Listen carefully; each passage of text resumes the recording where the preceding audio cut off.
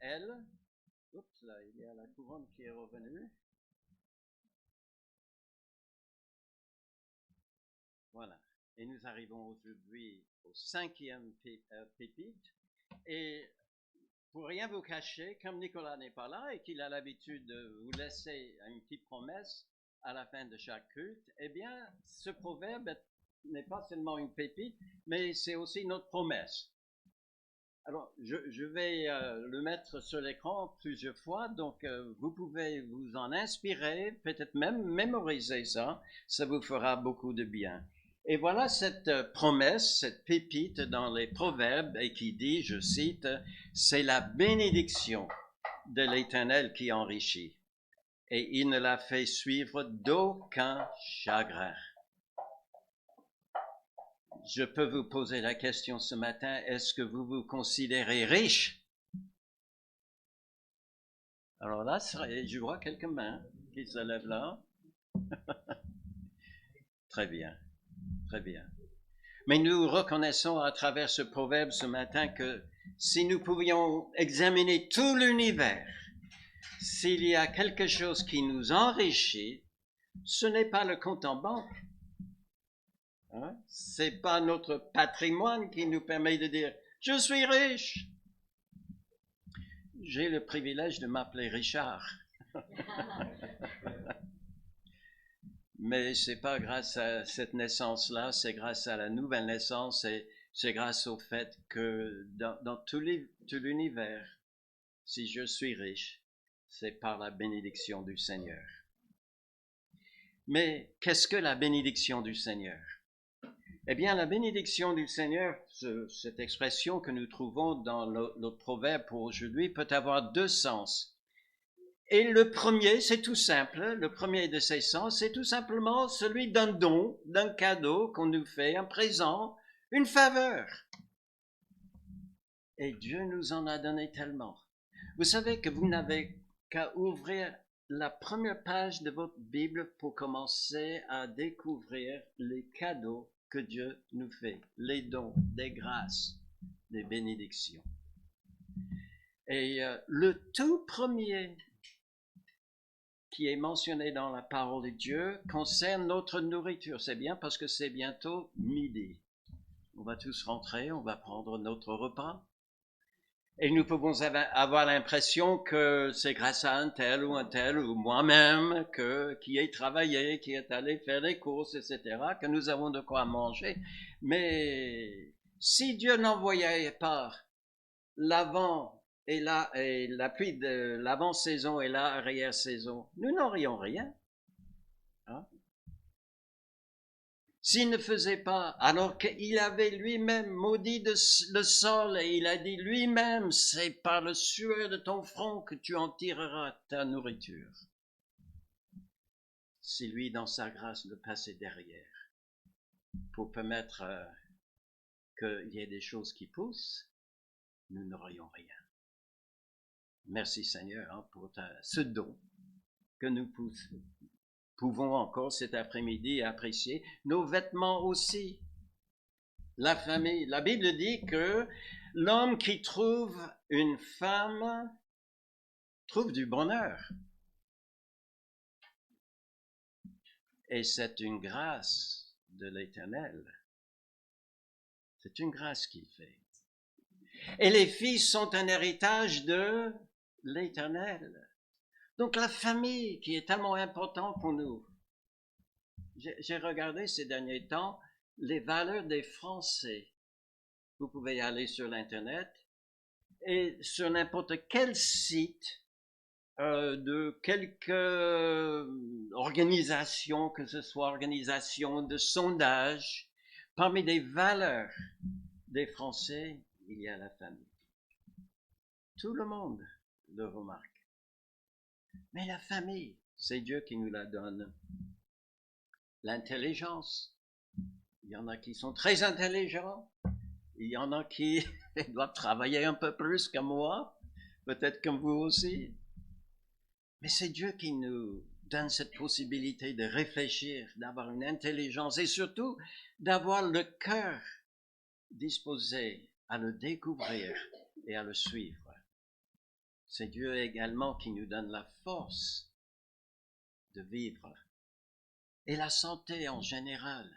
Vous êtes en forme ce matin? Il me semble que tout le monde ici va bien. Ma femme ne va pas très bien ce matin. Mais donc elle n'est pas là avec nous. Merci de vos prières pour elle. Merci de continuer à prier pour elle. Mais à un moment donné, elle s'est levée quand même. Elle a trouvé la force. Et voilà, la force que le Seigneur nous donne, qu'elle soit beaucoup ou moins. Je cours pas dans les Olympiques, hein. Peut-être vous non plus. Mais cette force que le Seigneur nous donne, c'est bien lui. C'est sa bénédiction qui nous fait vivre. Le repos aussi. Ça me fait penser au fait que, et encore on est juste dans la première ou deuxième page de la Bible, où il est dit que le 7e jour, l'Éternel s'est reposé. Et il nous dit quoi? Ben, faites comme moi. Faites comme moi. Je vous donne ce jour-là pour vous reposer. On en a tellement besoin, hein? Le repos, un don de Dieu. Des personnes qui nous aident. Est-ce par hasard que, à un moment donné, quand vous vous dites, mais je ne sais pas faire telle chose ou telle autre chose, que vous êtes en discussion avec un frère, une sœur en Christ et qui vous dit, mais moi je peux vous aider. C'est par hasard? Non, Dieu nous donne des personnes bien disposées, qui ont des savoirs, qui ont des compétences que peut-être nous n'avons pas, mais en plus veulent nous porter secours. Ça, c'est formidable. Je peux continuer comme ça longtemps, hein? Il y a plus de 700 versets dans la Bible qui parlent des dons de Dieu. Je ne vais pas aller plus loin ce matin, mais juste nous rappeler que c'est Dieu qui nous donne tout ce dont nous avons besoin pour vivre. Tout, tout. Et nous pouvons donc dire, merci Seigneur. Merci Seigneur. On a chanté ce matin, ton nom est glorieux. Ton nom est au-dessus de tout autre nom. Et au moins on peut dire, oui, tu as un grand nom, parce que tu es créateur de toutes choses. Tu es celui qui s'approche des tiens pour secourir, parce que tu es aussi un souverain sacrificateur qui a été tenté en toutes choses comme nous, sans commettre de péché. Approchons-nous donc de lui, parce qu'il sait nous soutenir dans nos faiblesses. Grand, tout près, nous avons un Dieu merveilleux. Mais il nous donne aussi des dons spirituels. Tout ça, c'est des choses un peu matérielles, physiques, des choses de la vie quotidienne. Mais il nous donne également des dons spirituels. Il nous donne la foi, car c'est par la grâce que vous êtes sauvés, par le moyen de la foi, et cela ne vient pas de vous, c'est c'est le don de Dieu. Il nous donne le Saint-Esprit. Chacun qui met sa foi en Jésus-Christ, il avait promis, hein, il dit, je vous laisserai pas orphelin. Je vous enverrai le Saint-Esprit. Il a tenu parole. Il nous donne la grâce. Je devrais mettre les grâces parce qu'il y a multitude de grâces pour toute situation dans notre vie. Merci Seigneur. On a parlé de la famille tout à l'heure, mais quelquefois il arrive que notre famille spirituelle est plus proche que nous, que notre famille physique. Ça arrive. C'est bien quand les deux peuvent être ensemble, hein, et que nous pouvons aller au culte et retrouver nos frères et sœurs de sang et de dire on est un. Je sais que certains d'entre nous présents ce matin n'ont pas cette joie-là. Prions les uns pour les autres. J'ai une liste de prières et je dis pas je suis parfait, mais mon intention c'est de prier pour chacun de ces, il y a à peu près maintenant une trentaine de sujets tous les jours. Mesdames, un des sujets c'est pour vous. surtout pour vous qui n'avez pas de mari croyant. C'est un fardeau, hein? C'est une épreuve, mais Dieu nous donne la possibilité de nous adresser à lui pour tous nos soucis, car lui prend soin de nous. Et merci Seigneur aussi que même si toute ma famille physique n'est pas à toi, merci que je puisse trouver ici, dans l'Église, des frères, des sœurs, presque des parents en Christ qui me comprennent, qui me soutiennent. Ça, c'est une joie. C'est une bénédiction de l'Éternel. Il nous accorde aussi une attestation écrite, parce que c'est dans la parole, d'être juste, non pas parce que nous l'avons mérité, mais parce que nous avons mis notre foi en celui qui a pris tous nos péchés sur lui-même. Il est mort pour payer pour tous ses péchés, et en plus il a vécu une vie entière, une vie d'homme sur la terre, sans péché. Et la Bible dit que le moment où je mets ma foi en lui, que vous mettez votre foi en lui, eh bien, il y a comme une double, je vais employer un peu des grands mots, d'accord, mais vous comprendrez, il y a une double imputation. Il impute, il crédite mes péchés à son Fils. Il paie pour eux. Et il me crédite de toute sa justice. Et le Père, au regard de la foi que je mets en Jésus-Christ, mort pour moi, dit, celui-là, il est juste. Et vous pouvez avoir aussi cette grande bénédiction de savoir que le Créateur des cieux, celui dont le nom est au-dessus de tout autre nom, nom victorieux, nom glorieux, tout ce qu'on peut imaginer, lui aujourd'hui, il est heureux, il n'a pas honte de vous considérer ses fils, ses filles. Qu'est-ce que Dieu est généreux avec ses créatures. Vous savez, toutes ces choses-là par rapport à la vie nouvelle, par rapport à la vie spirituelle, il les accorde à ceux qui mettent leur foi en lui, mais même ceux qui ne le font pas. Toute la première liste que j'ai mise sur l'écran là, toutes ces choses, il fait pleuvoir sur les justes et aussi sur les injustes. Et si vous êtes là ce matin, réjouissant de pouvoir faire ce culte avec nous, eh bien, c'est parce que Dieu vous a bénis. Ça, c'est le premier sens. C'est que Dieu nous fait cadeau. Il nous fait des présents. À nous d'en prendre connaissance et avoir le cœur touché pour pouvoir monter vers lui nos actions de grâce. Mais le mot a un autre sens et pour cela, je suis obligé de venir au tableau.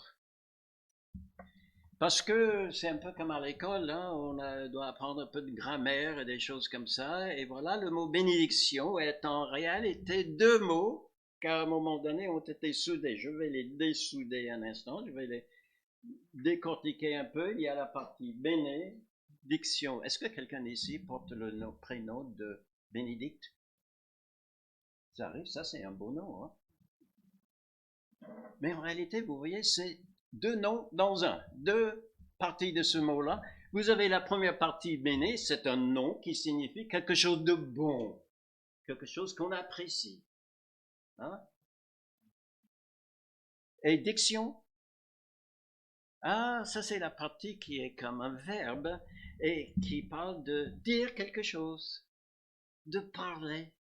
Alors maintenant, on va remettre tout ça ensemble. Et on reconnaît que ce mot peut signifier également que Dieu dit quelque chose de bon à votre sujet.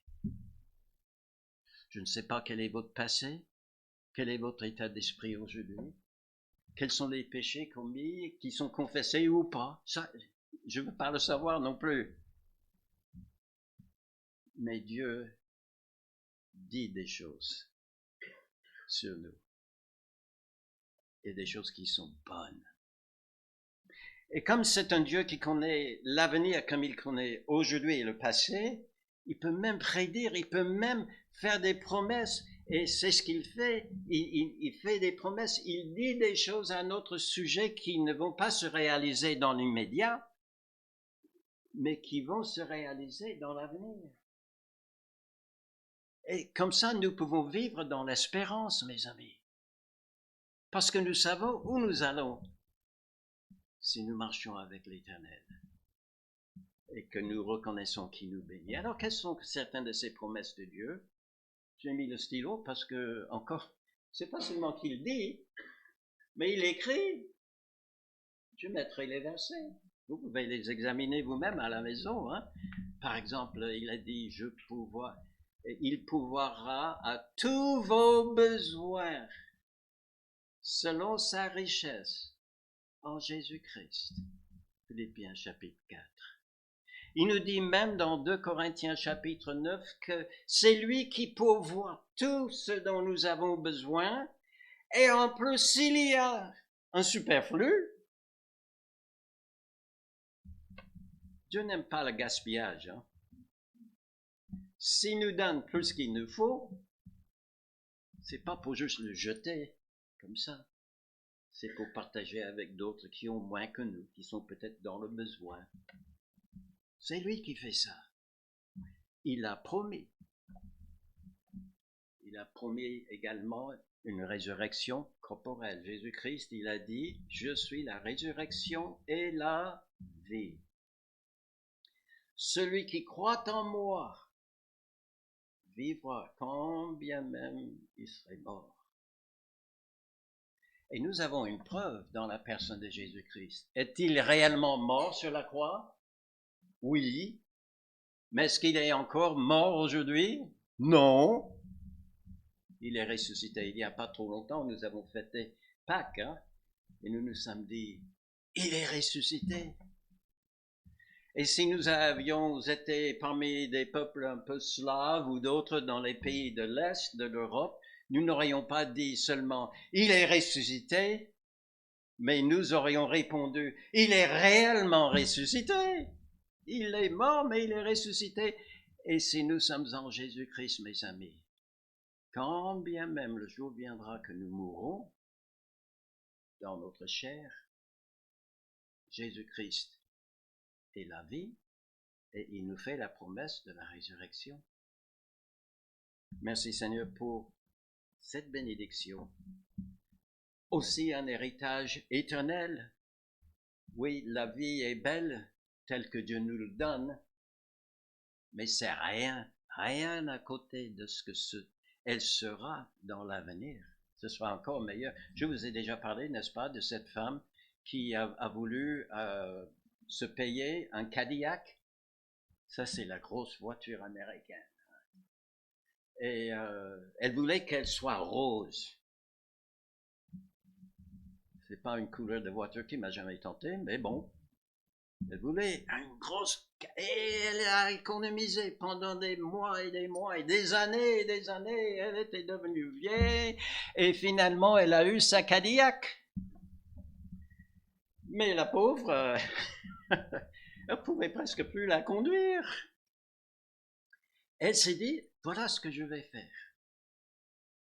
Je vais acheter au moins 2 parcelles ou 3, ce qu'il faut dans le cimetière pour que le jour de mon... Oui, vous voyez où je vais, hein? C'est une vraie histoire, hein? Ça s'est réellement passé. Et alors, le jour de mon enterrement, je vais être enterré dans ma Cadillac. Si elle pouvait tout simplement comprendre combien sont grandes et plus grandes les richesses que Dieu tient en réserve pour ceux qui croient en lui. Et nous avons un héritage dans les cieux qui nous attendent. Et puis, il nous fait la promesse aussi de participer à l'enlèvement des croyants. Le jour viendra. et Christ reviendra dans les airs. Il y aura un son de la trompette, voix de l'archange, et les morts en Christ ressusciteront. Et puis ceux qui sont encore en vie, quand cela arrive, peut-être ce sera nous, je n'en sais rien. Ce sera peut-être bien après nous. Mais ceux qui seront en Christ en ce jour-là, ils seront transformés. Et avec les morts ressuscités, ils remonteront pour être avec Jésus-Christ pour toute l'éternité. Il a promis. C'est une bénédiction. Et nous verrons Dieu. Je connais un jeune homme d'origine d'une famille qu'il a élevée dans une autre religion et qui le poussait à vouloir être le plus saint possible dans sa vie, d'être le plus juste et tout ce qu'on peut imaginer. Et puis, un jour, il est venu pour faire ses études en France et il a étudié. Aujourd'hui, il est pasteur d'une église sœur en Normandie. Je peux vous donner le nom. Et un jour, il s'est rendu compte qu'il a fait tout cet effort pour aller vers un Dieu par rapport auquel il n'avait aucun espoir de le rencontrer, de vivre avec. Puis il a entendu que, selon Matthieu 5:8, ils me verront. Et c'est une des dernières paroles aussi dans le Nouveau Testament, que ceux qui meurent en Jésus-Christ auront cette joie de le voir. Vous savez, aujourd'hui, on ne le voit pas. Jésus-Christ a dit à ses disciples, vous croyez en moi parce que vous me voyez. Mais plus heureux encore sont ceux qui croient en moi sans m'avoir jamais vu. Mais un jour, ils le verront. Des fois, je fais ça, je vais le refaire aujourd'hui. Peut-être je l'ai déjà fait avec vous. Que je demande à l'assistance de me regarder droit dans les yeux. Donc je vais vous regarder, pour voir s'il n'y a pas de tricheur. Vous me regardez? Non, je suis pas tellement beau, mais regardez-moi quand même, Faites un effort. Derrière le poteau aussi. Oui, tout le monde me regarde? D'accord. Aussi vrai que vous me voyez aujourd'hui, vous verrez la face de votre Sauveur. Il sera infiniment plus beau, plus glorieux. Vous serez en face de votre Sauveur. Vous le verrez. Il a promis. C'est la bénédiction du Seigneur. Maintenant, il dit, c'est la bénédiction de l'Éternel qui nous enrichit, et il ne le fait suivre d'aucun chagrin, Avec tout ça, quel chagrin pouvons-nous imaginer? Peut-être le chagrin de perdre toutes ces bénédictions d'une manière ou d'une autre. Jésus-Christ, il a parlé de ceux qui mettaient toute leur espérance, leur valeur dans les choses de ce monde, en leur disant, ne vous amassez pas des trésors sur la terre, où la teigne et la rouille détruisent, où les voleurs percent et dérobent, mais amassez-vous des trésors dans le ciel, où la teigne et la rouille ne détruisent point, et où les voleurs ne percent ni ne dérobent, car là où est ton cœur, là aussi sera et ton trésor sera aussi ton cœur. Vous mettez votre espérance, votre gloire, votre cœur en Jésus-Christ, en Dieu, vous ne serez pas déçus. Comme nous venons de voir, vous le verrez, vous serez avec lui. Il sera heureux d'ouvrir grand ses bras pour vous accueillir. Si ce n'est pas votre conviction, aujourd'hui, vous pouvez mettre votre foi en lui. Ce serait formidable de partir avec cette énorme joie de savoir que toutes ces choses dont on a parlé des bénédictions de l'Éternel, je ne les perdrai pas. Impossible. Parce que mon trésor est dans le ciel. Peut-être, je cherchais, hein, le proverbe ne parle pas de quels sont ses chagrins, mais j'imaginais aussi un autre chagrin, le chagrin qui nous vient à cause des épreuves. Parce que il y a quelquefois des chrétiens même qui pensent que, oh là là, si jamais, ce serait formidable si Dieu me bénisse. Parce que là, j'aurais plus de problème. Je n'aurais plus de difficultés dans la vie. Problèmes de santé, d'argent, enfin, j'en aurais plus. Et puis le lendemain, eh ben oui, on peut être mal en forme, fatigué, déprimé, enfin, des problèmes viennent. Des problèmes viennent.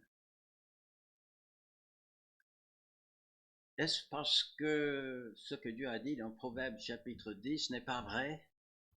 Non, ces problèmes que Dieu permet dans notre vie n'est pas la suite des bénédictions qu'il nous donne. Les bénédictions sont toujours là, mes amis.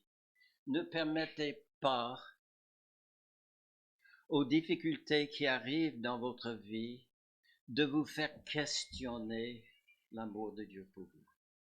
Doutez de l'amour de Dieu pour vous. Je sais qu'il y a parmi nous certains qui ont beaucoup, beaucoup souffert dans la vie.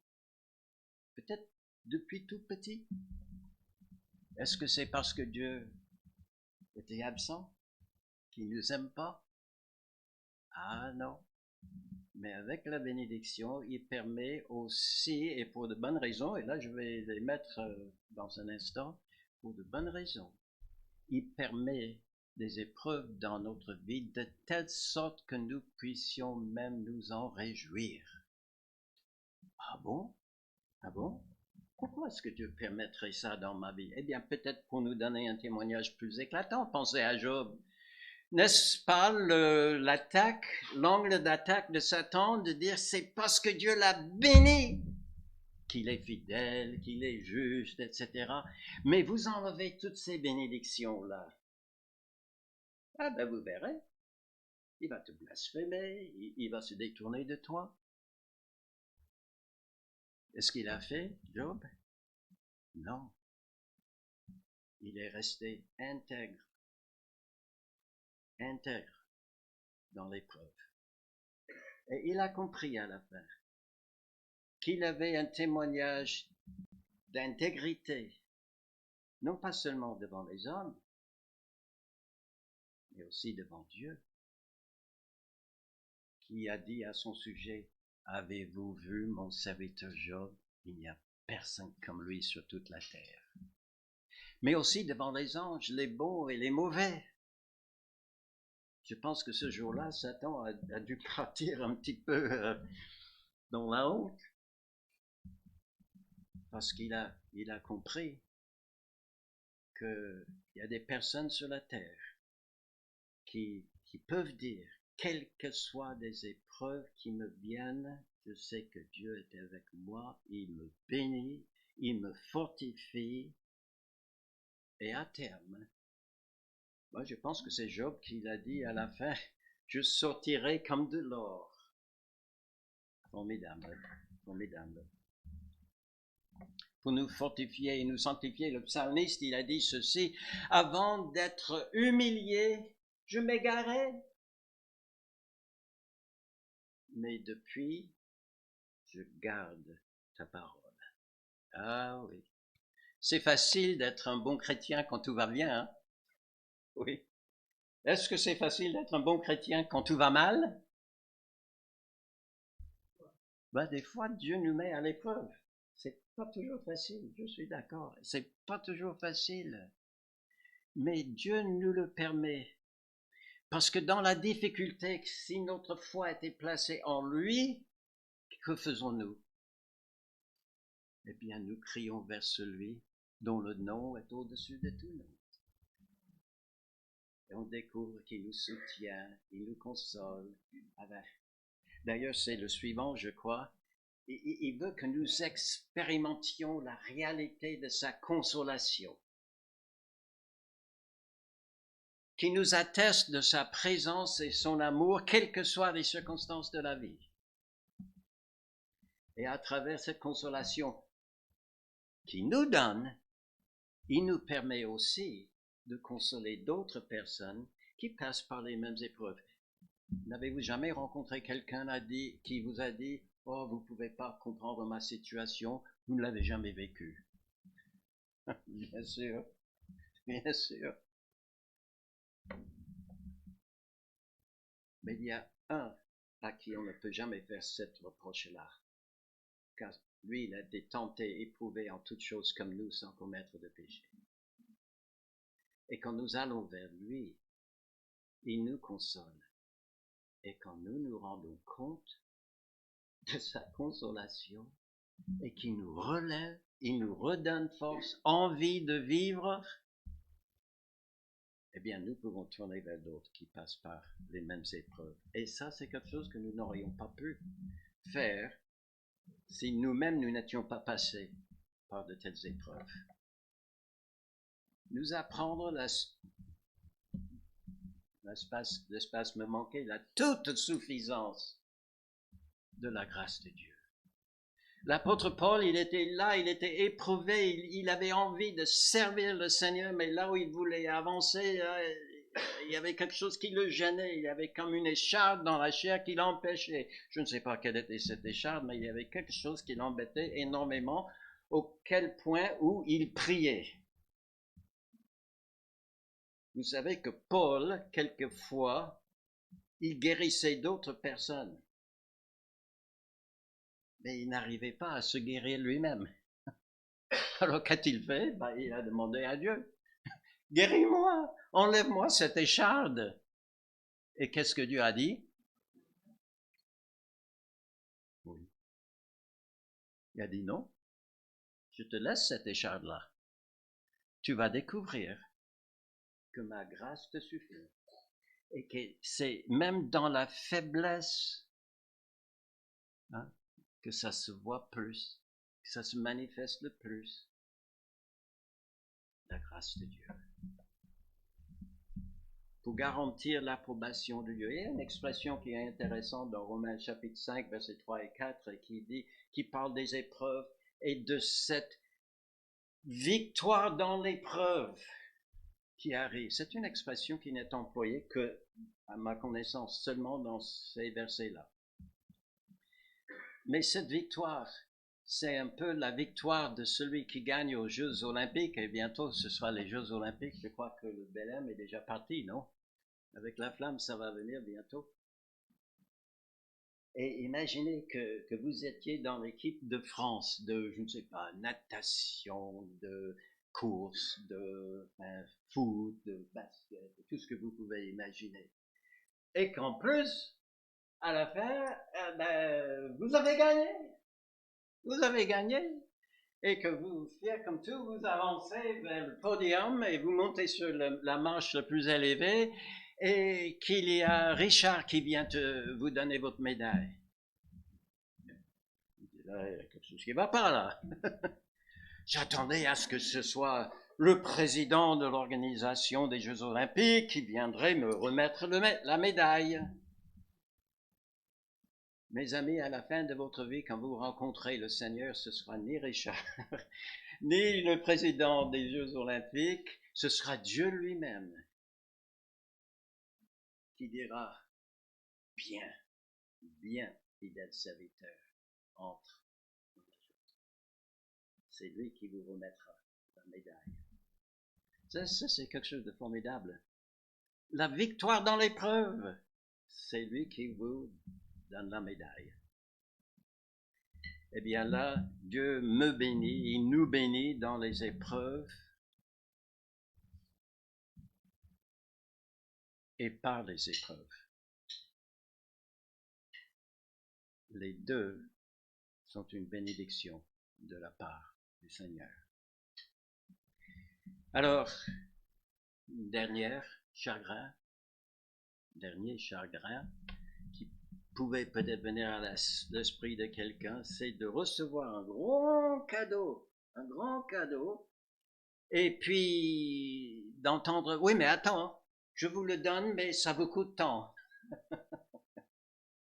Ou vous devez faire quelque chose pour vraiment le mériter. Est-ce que vous avez été sage toute l'année? Eh oui. La parole de Dieu dit toute grâce excellente. Et tout don comment? Est-ce que Dieu donne autre chose qu'un don parfait? Est-ce que Dieu donne autre chose qu'une grâce excellente? Non, mais toute grâce excellente, tout don parfait descend d'en haut du Père des Lumières, chez lequel il n'y a ni changement, ni ombre de variation. On les accorde. On est simplement là, avec nos bras tendus. Oui, merci Seigneur que tu m'as rempli les mains de toutes tes bénédictions. Car les dons et l'appel de Dieu sont irrévocables. Intéressant ce mot aussi. Je n'avais pas pensé à faire séparer comme on avait fait avec bénédiction, mais le IR, ça rend négative la suite, le vocable, la parole. Dieu ne va jamais changer de parole. Ce n'est pas quelqu'un qui dit un jour oui et le lendemain non. Et d'ailleurs, l'apôtre Paul dit aux Corinthiens, c'est pourquoi que dans l'Église, nous disons tous Amen. Dieu nous fait une promesse. Est-ce qu'il va reprendre? Est-ce qu'il va changer de parole après? Pas du tout.